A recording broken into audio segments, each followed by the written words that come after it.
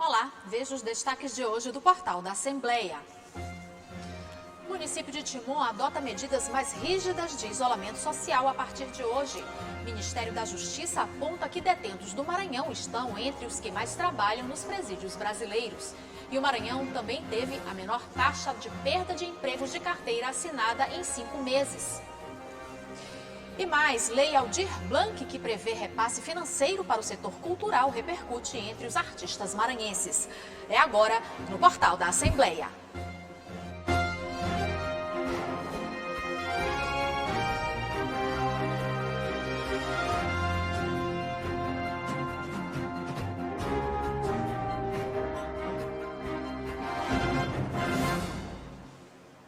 Começou hoje na cidade de Timon o período de lockdown decretado pela prefeitura.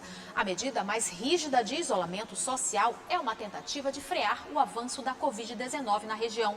Atualmente, Timon registra 2.025 casos da doença. Começou nesta quinta-feira o chamado lockdown na cidade de Timon. A medida é a versão mais rígida de distanciamento social. É quando a recomendação passa a ser obrigatória. Segundo o decreto do prefeito Luciano Deitor, a medida deve acontecer até o dia 5 de julho. Para os dias 2 e 3 de julho, podem funcionar mercados, supermercados, hipermercados e congêneres, padarias, borracharias, serviços bancários, exclusivamente para pagamento de auxílio emergencial e benefícios sociais e autoatendimento, casas lotéricas, oficinas exclusivamente para serviços de manutenção e consertos de veículos, farmácias e drogarias, serviços de saúde, atividades de distribuição e comercialização de combustíveis e demais derivados de petróleo, serviços de delivery, serviços de segurança e vigilância, serviços de transporte de cargas, órgãos e profissionais de comunicação, comércio de materiais de construção. Já nos dias 4 e 5 de julho, podem funcionar apenas farmácias e drogarias, serviços de saúde, serviços de segurança e vigilância, serviços de delivery, exclusivamente para alimentação, e órgãos e profissionais de comunicação. Vale lembrar que todos os serviços autorizados a funcionar devem obedecer rigorosamente às medidas de segurança sanitária. O secretário municipal de planejamento do município, Jefferson Veras, comentou a decisão. Contamos com a compreensão de toda a população de Timon para aumentarmos ainda mais a nossa taxa de isolamento social. Deixamos claro que no sábado e domingo somente serviços estritamente essenciais, como drogarias, serviços de saúde, vigilância e segurança, além do delivery em alimentação, deverão funcionar. As nossas equipes de fiscalização serão intensificadas com o objetivo de robustecer ainda mais as atividades de fiscalização daquelas atividades que não devem permanecer abertas. Contamos com a compreensão da população de Timon para aumentar a taxa de isolamento e conseguir sair na próxima semana a partir de uma abertura gradual das atividades em nosso município. Portanto, essas são as principais informações a respeito do lockdown na cidade de Timon. Repito, começou nesta quinta-feira e vai até o dia 5 de julho. Ronald II para a TV Assembleia. E já está sendo oferecida para toda a população de São Luís a vacina contra o vírus influenza responsável pela gripe H1N1. A prioridade é atender adultos entre 55 e 59 anos, gestantes e crianças entre 6 meses e menores de 6 anos. Essas coberturas ainda estão abaixo das expectativas. A Secretaria Municipal de Saúde informa ainda que a população também poderá ser imunizada contra o sarampo. De acordo com o Departamento Penitenciário Nacional, o Maranhão é o segundo estado em que os presos mais trabalham, ficando atrás apenas do Mato Grosso do Sul. Em 2 anos, o número de detentos envolvidos em alguma atividade laboral aumentou 140%.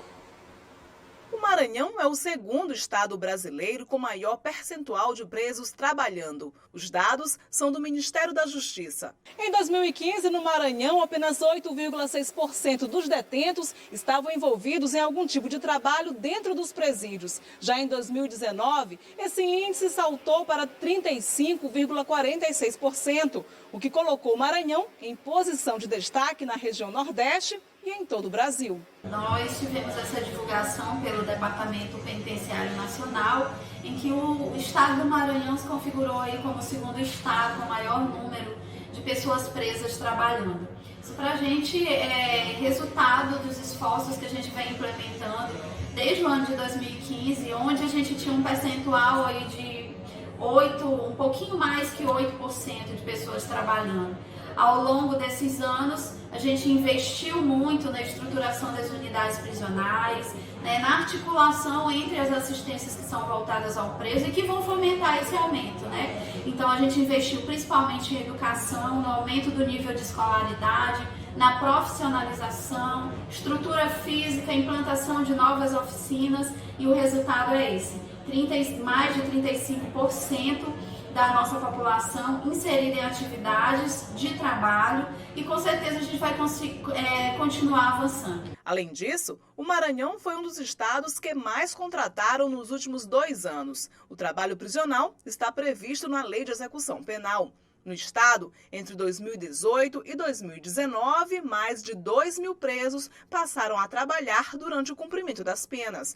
Os detentos estão atuando na construção civil, no setor de malharias, pré-moldados e, neste período de pandemia, na fabricação de máscaras. Atividades frutos das oficinas oferecidas pelo sistema penitenciário maranhense. São muitos projetos, né? A gente tem projetos que conversam, né, com outros programas do governo do estado, como Rua Digna. A gente continua aumentando a nossa capacidade de produção das fábricas de pré-moldados, né, bloco sextavado, meio fio, enfim. A gente está avançando também na implantação da fabricação dos blocos, dos tijolos ecológicos, com a implantação de mais 2 fábricas no complexo de São Luís. As malharias, que a gente está em fase constante de expansão, já na produção agora de fardamentos, chinelos, fardamentos sistema penitenciário, as nossas frentes de trabalho externo as frentes de trabalho de obras, né, de capina, enfim. A gente continua aí já programando novas oficinas que serão implantadas nos próximos meses e, com certeza, sempre expandindo, dando condições através, inclusive, da formalização de parcerias, que objetiva principalmente a expansão de vagas para as pessoas privadas de liberdade. E veja, no próximo bloco, o Maranhão tem menor índice de desemprego da região Nordeste. E você vai ver também artistas maranhenses falam sobre a Lei Aldir Blanc, que prevê repasse de recursos ao setor cultural. O portal volta já.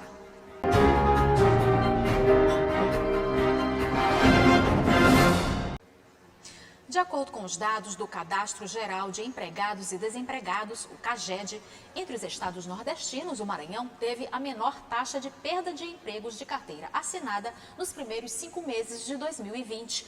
A contratação na área da saúde para o combate à Covid-19 ajudou a manter o índice de emprego melhor que em outros estados da região.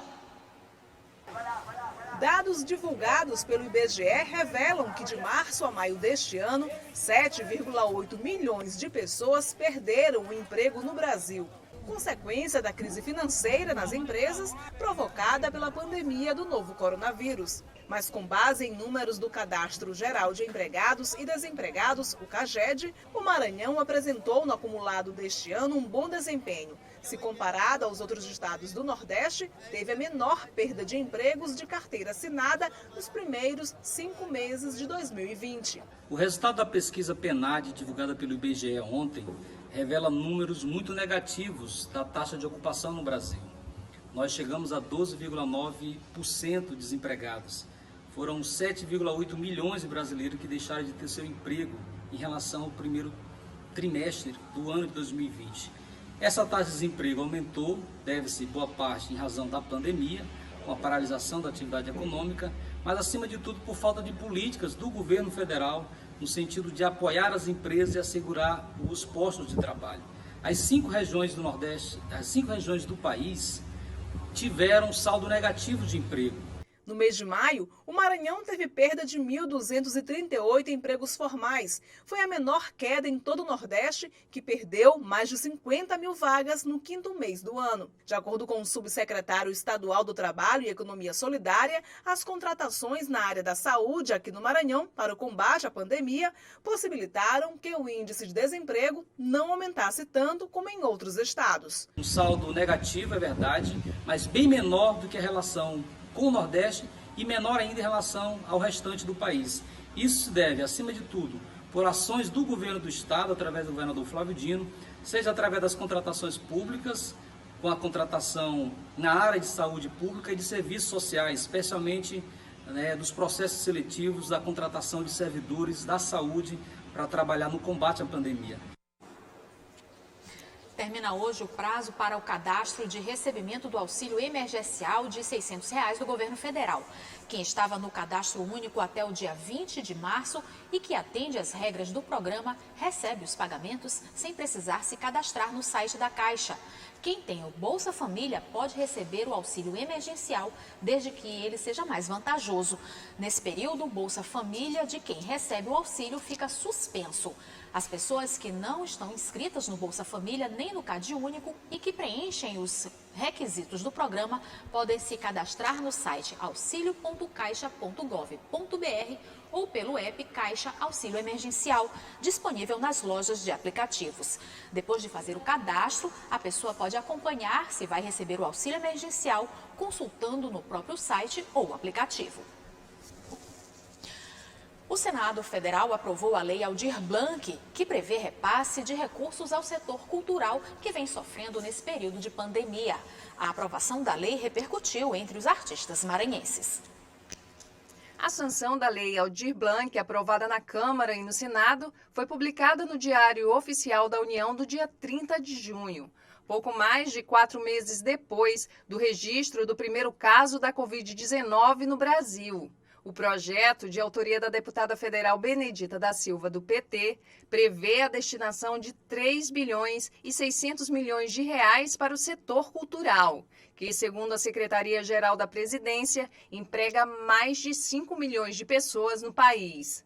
A lei é uma homenagem ao escritor e compositor Aldir Blanc, que morreu em maio, vítima do novo coronavírus.